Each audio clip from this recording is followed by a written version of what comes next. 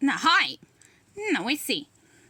This morning we have, another day of Scooby-Doo 5-minute stories for Inkysora Kids Storytime.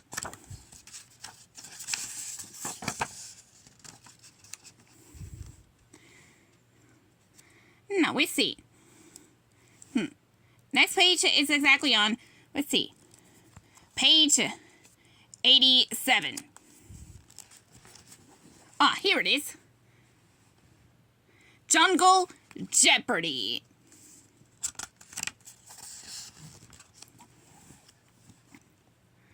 Scooby-Doo and his pals from Mystery Inc. were visiting Central America.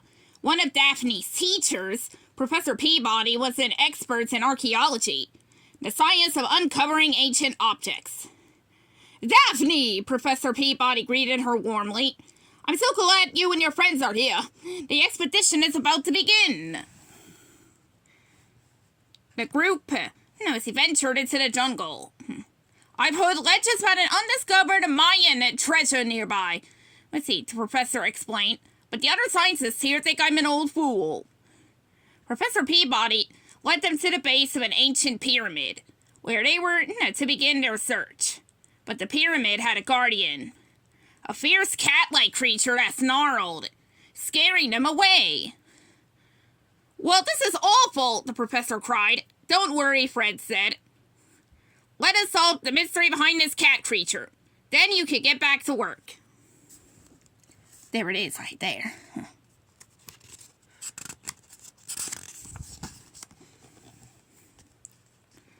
The gang headed out to search for clues. Wow, look at all the fresh fruits, Velma said. So yummy. Velma's right, Shaggy said, smacking his lips. Like those goodies look ripe for the picking. Scooby and Shaggy filled their arms with all kinds of fruit. Soon they couldn't see where they were going. Watch out, cried the others, but it was too late. Zoinks, said Shaggy as they fell into a pit. They hit the bottom of the pit with a thud. Luckily, the pit wasn't that deep. Stay there, Fred shouted. We'll throw you a light. Soon they had a torch lit, but Shaggy was still nervous. Like Scooby, he said. I get the funny feeling we're being watched. Shaggy and Scooby saw a tunnel and decided to look for a way out while the rest of the gang searched for more clues.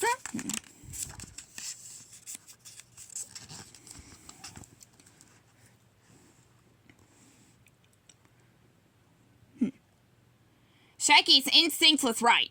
The group was being watched, and whoever was watching them wanted them gone.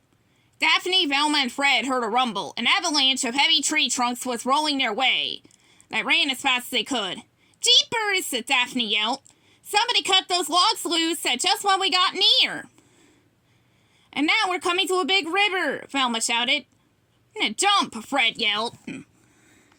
The three kids dived into the deep river, escaping the runaway logs.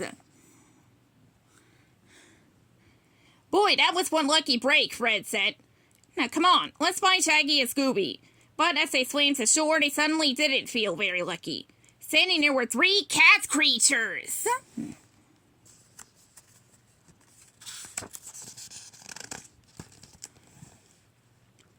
Meanwhile, Scooby and Shaggy had walked through a long underground tunnel. Their torch looked like it was going to go out soon. Then Scooby noticed some steps up ahead. They climbed up and saw lights and heard sounds coming from a nearby chamber.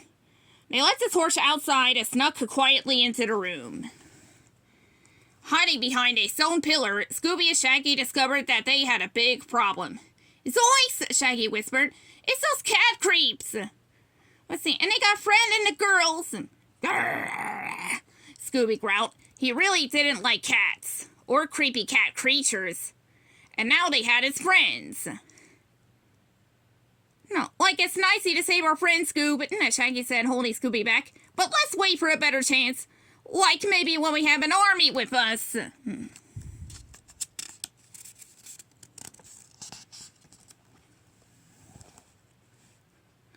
But Scooby pulled and pulled. Shaggy held his collar tight and pushed on the stone pillar for support. Without meaning to, he pushed it right over. Smash! The cats whirled at the noise and snarled at the intruders.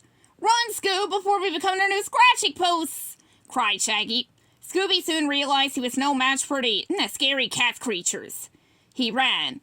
While the cats were distracted, Fred, Velma, and Daphne escaped. They cut their restraints on a sharp rock, then found that Shaggy and Scooby in a nearby tunnel with mining carts on a track. What would the cat creatures be doing with this kind of equipment? Velma wondered aloud. The gang didn't have time to think about it. The cats were catching up. Get in the cart and let's get out of here! Shaggy cried. They rode around, gaining speed as the carts crashed downhill. It went so fast it got away from the cats. Uh-oh, Fred said, pointing. I think we're coming to the end of this ride.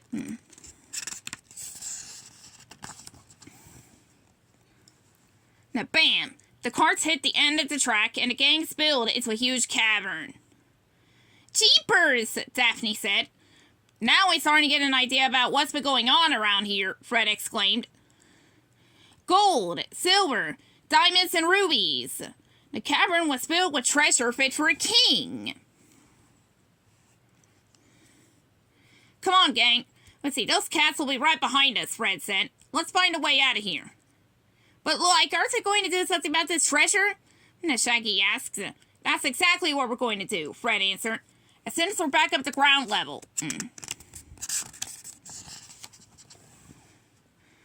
After they made it to the surface, they quickly prepared Fred's plan. The cat creatures soon arrived, and were shocked when they saw what walked out of the jungle and right up to them. We see, like, howdy! We see a cat that dressed like, Shaggy, said, that looked like Shaggy said. Let's see, Velma and Daphne had dressed, Shaggy and Scooby up to look like cats. The cat creature snarled. We see it chased, Shaggy and Scooby. As soon as Shaggy and Scooby led the cats away, Fred pulled on a vine. Several logs the gang had collected came rolling down a hill. Right at the cats!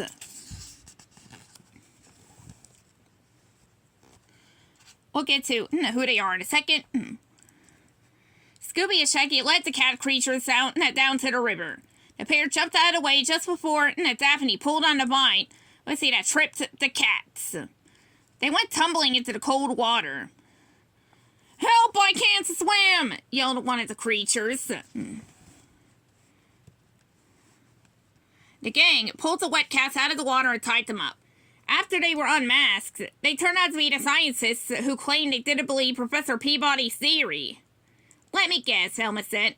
You discovered the hidden treasure and decided to keep it for yourselves. And you came up with the cat creature disguise to frighten away anyone who came snooping around, Daphne added. It would have worked too if it weren't sitting there for you meddling kids and that dog of yours, the leader of the pack shouted.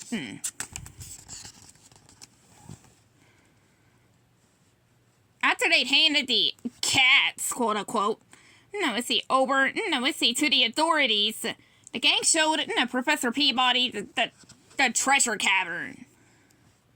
Thanks so much, kids, the professor said. I am forever in your debt. Think of all the archaeological research that's in store for us. Like, I'd rather think of all the Scooby snacks we have in store for us, right, Scooby? Shaggy said, patting his best pal on the head. After this adventure, they had earned a reward. The end.